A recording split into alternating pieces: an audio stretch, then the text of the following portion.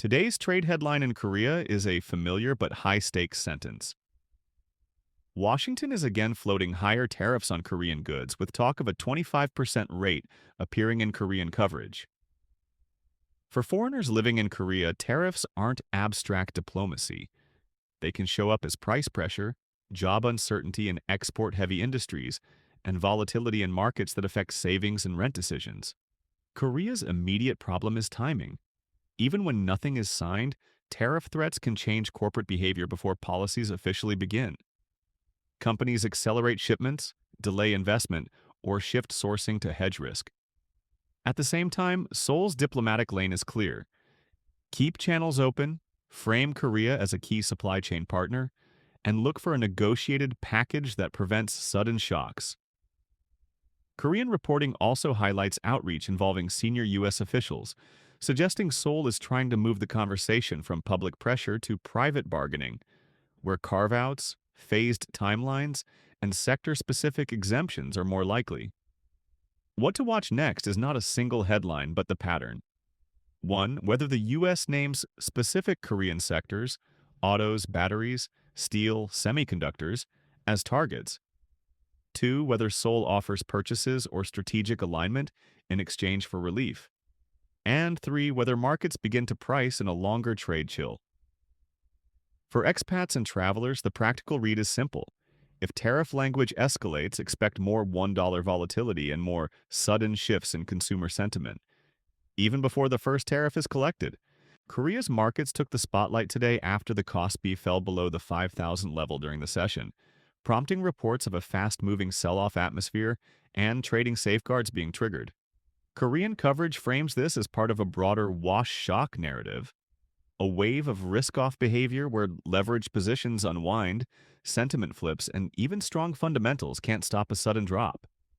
For foreigners in Korea, this matters in three very practical ways: your currency exposure, your workplace exposure, and your housing exposure. First, when equities wobble, the won often becomes more sensitive to global headlines. That can change how expensive imported groceries feel, how much a trip costs, and how attractive Korea looks for inbound tourism spending. Second, many jobs in Korea, directly or indirectly, are tied to export demand and corporate investment. A sharp market dip doesn't automatically mean layoffs, but it does often correlate with freeze mode, slower hiring, delayed projects, and stricter budgeting. Third, when market confidence drops, it can spill into real estate decisions. Not always prices immediately, but the willingness to buy, rent, or move. The reporting also highlights a key psychological split. While market value can evaporate quickly, some retail investors see a drop as an entry point and buy the dip aggressively. That dynamic can increase volatility because it creates sharp rebounds and sharp reversals in short windows.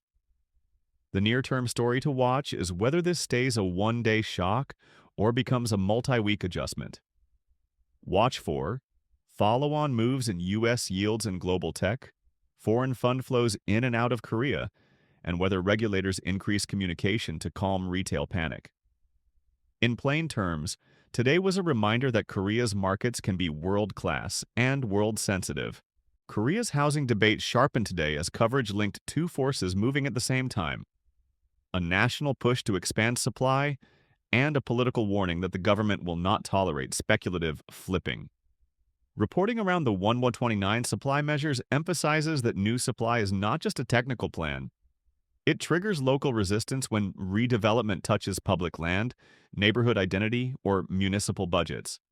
Local governments and residents often fear congestion, school crowding, and construction disruption, while central planners argue supply expansion is the only durable way to cool prices. On top of that, Korean reporting highlights a more aggressive tone from President Lee Jae-myung toward speculators, framing the coming months as a final window to exit before tougher enforcement and policy tightening. For foreigners living in Korea, the key is to separate headline heat from practical implications.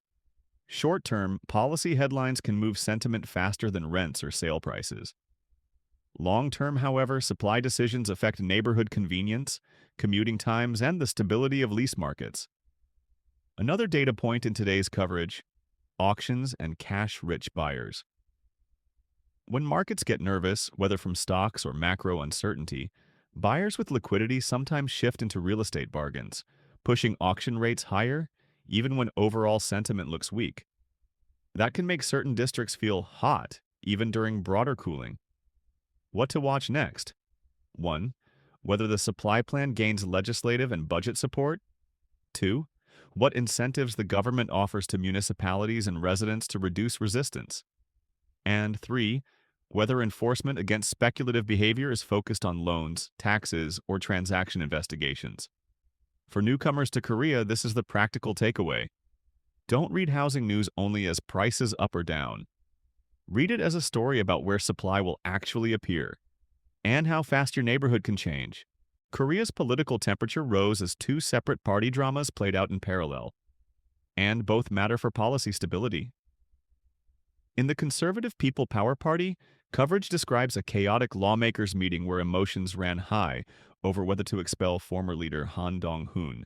Reports emphasize that the fight is not just personal, it's about control. Who sets the party's direction, who gets to speak for the base, and who will shape nominations ahead of the next elections.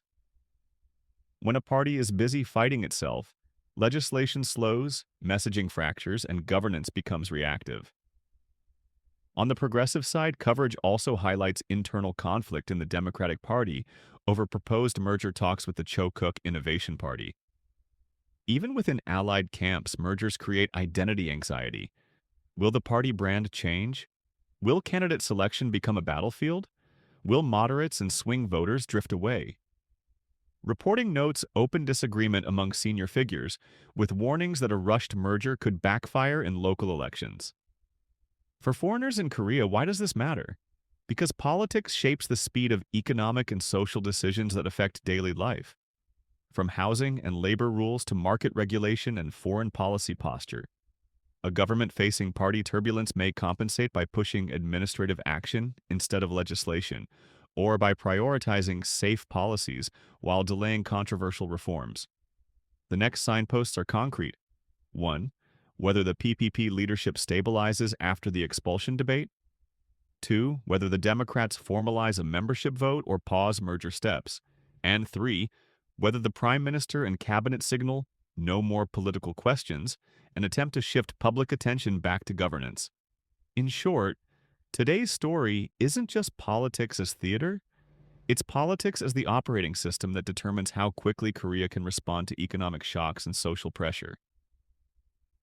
One of Korea's biggest legal politics stories is the first instance verdict involving Kim Gyeon-hee. Korean reporting says the court sentenced her to 1 year and 8 months in prison, recognizing guilt tied to alleged unification church-related money and gifts, including a luxury necklace and cash, while acquitting or rejecting parts of other allegations such as the Deutsche Motor stock manipulation case and free polling-related claims. The coverage also notes forfeiture and additional financial penalties connected to the gift. For foreigners following Korea, this matters less as celebrity drama and more as a structural test. How aggressively high-profile corruption cases are prosecuted, how courts interpret limitation periods, and how political consequences unfold when a former first family becomes part of an ongoing legal pipeline. Korean reporting describes the verdict as historic in the sense that it places a former presidential couple into an unprecedented legal spotlight, while also sparking debate over whether the sentence is too light compared to prosecutors' requests. Another practical point: this is not one case, one day. Reports stress that additional trials remain, and multiple investigations are still pending, including politically sensitive allegations connected to party membership, influence peddling, and large public projects. That means the story can keep resurfacing, affecting political bandwidth and public trust. What to watch next? 1. The appeals process and whether higher courts alter the balance between guilty and not guilty findings. 2. Whether prosecutors or special investigators broaden the scope into related networks, brokers, religious groups, intermediaries.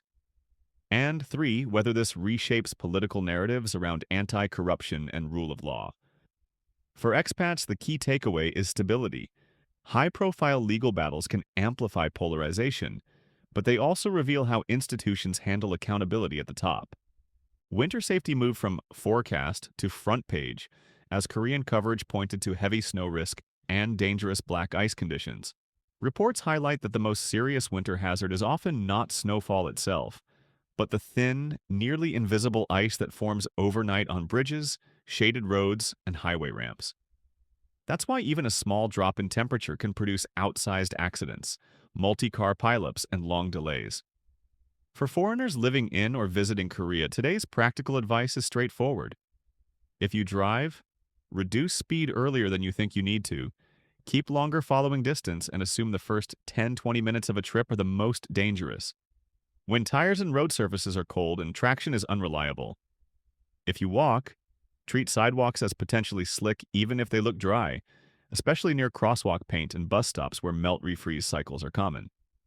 If you rely on public transit, build time buffers and check service notices because snow and ice can ripple into bus schedules and local road closures.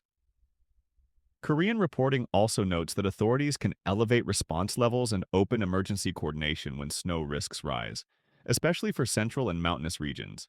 The key point for non-Korean speakers is to focus on official alerts and local city announcements, not social media.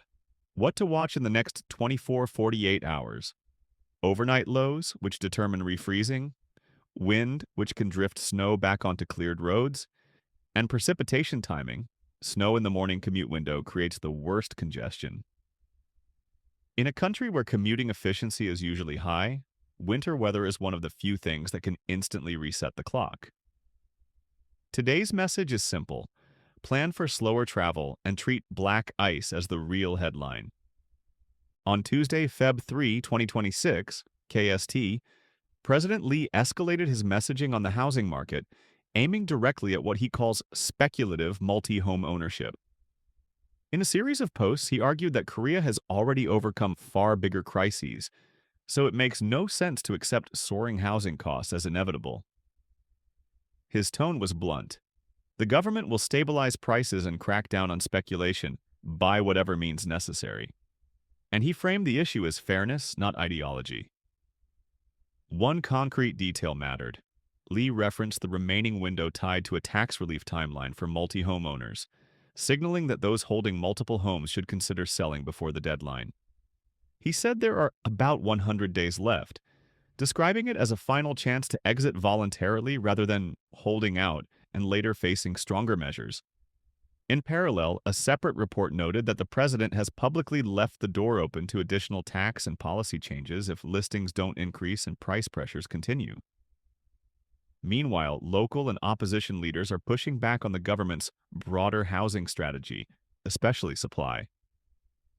Seoul's mayor, Oh Se-hoon, criticized the central government's January 29th housing supply package as a return to public-led approaches and argued that private redevelopment and faster groundbreaking are the realistic path to deliver homes in Seoul. He also raised feasibility concerns about certain candidate sites, pointing to layers of procedures such as a potential UNESCO Heritage Impact Review. For foreigners living in Korea, this story matters because anti-speculation policy fights often ripple into real life. Market psychology, the pace of listings, and the rental environment, including deposit-based leases. The key takeaway for this week is not a single new law, but the political signal. The president is positioning housing as a top-tier fairness issue, while critics argue supply mechanics will decide outcomes. Here's the practical weather read for Tuesday, Feb 3, 2026. KST, especially if you commute, travel, or plan outdoor activities. In Seoul, conditions are cold but mostly clear today. Roughly 4 degrees, 39 degrees, 24 degrees. Temperatures edge higher midweek, up to around 6 to 7 degrees by Wed Thu, before a sharp cold snap hits on Frysat, when daytime highs dip below freezing, around 2 to 3 degrees Celsius, and nighttime lows fall toward 13 to 14 degrees Celsius. That swing matters. Melting by day and refreezing at night is prime black ice territory on sidewalks and smaller roads. In Busan, it's milder, highs roughly 7 to 12 degrees Celsius midweek, but note a key alert. Parts of Busan are under a dry weather warning, which raises wildfire risk and makes small sparks, cigarettes, outdoor burning, more dangerous. Even if it feels comfortable, the air can be deceptively dry, so hydrate and use moisturizer if you're sensitive.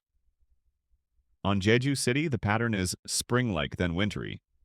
Temperatures can reach 14 degrees midweek, but from Fry through Sun, forecasts show occasional light snow and a colder feel, with highs around 2 to 5 degrees C.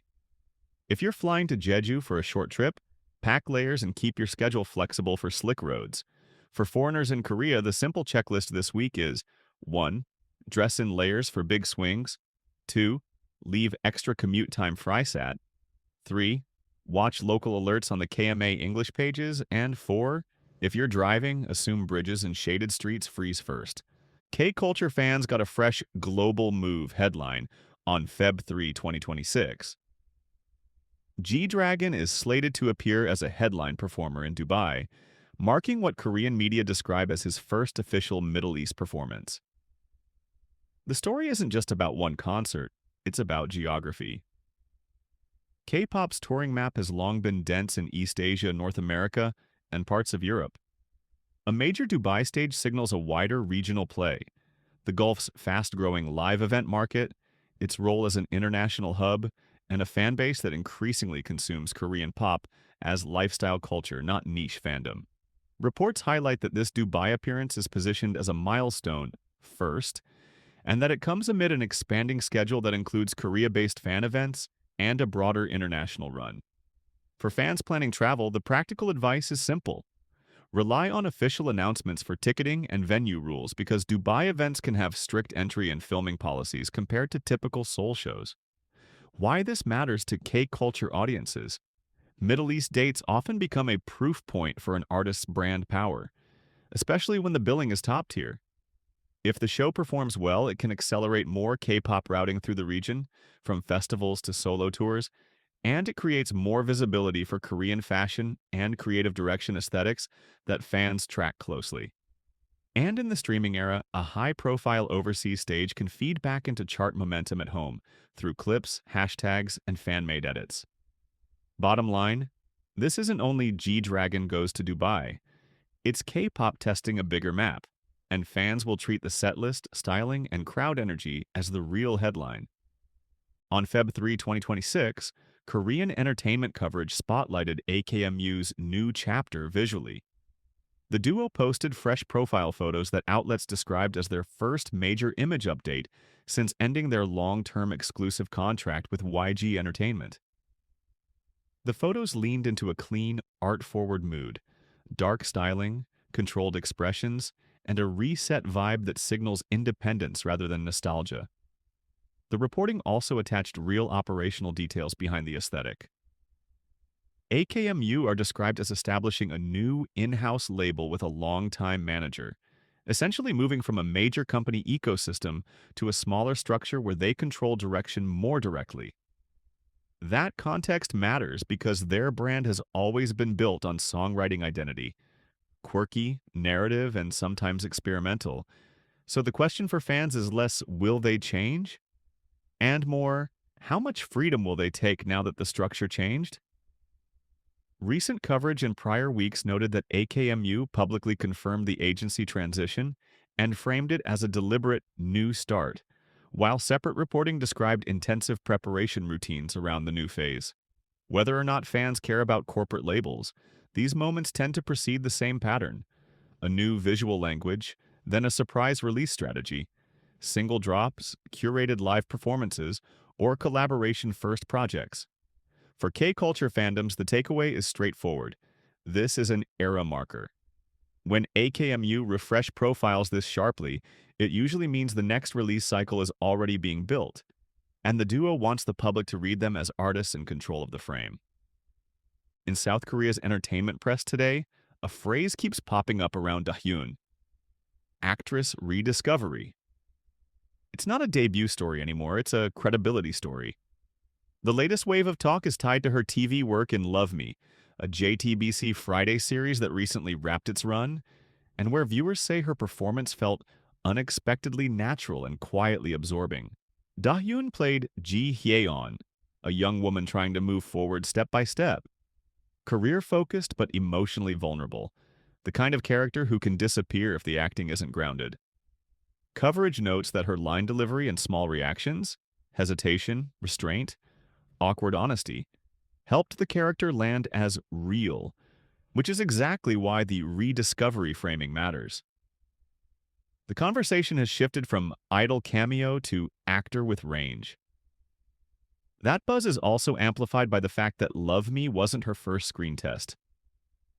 She made her acting debut in the coming-of-age romance film You Are the Apple of My Eye, released in Korea in 2025, then followed with the sports-themed film Run to You later that year.